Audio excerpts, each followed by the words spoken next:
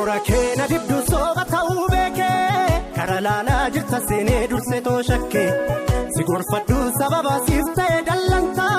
murtoon kee kuulakkisin baasu wargaa bita murtoon kee kuulakkisin baasu wargaa bita maal abdattee olaani dubbiitu miskiinyaa'e lakkuudhatte bonaani dubbiitu miskiinyaa'e bakka abbaan hin jirreetti dubbiitu miskiinyaa'e dugdaaf garaa eegaa kudhan obsee kudhan numa gorsee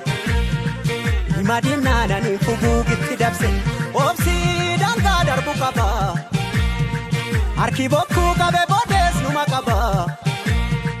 natu si baataa situu of dadhaba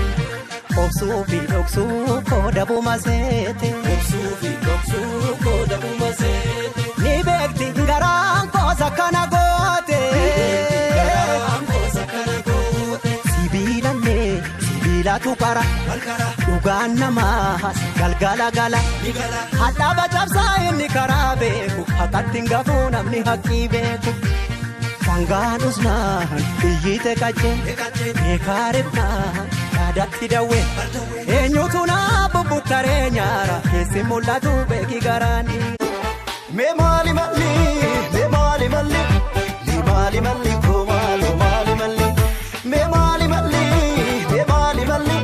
mee maali malli koo maali maali malli mee maali malli koo maali maali malli mee maali malli koo maali maali malli mee maali malli koo maali maali malli maali malli koo maali maali malli.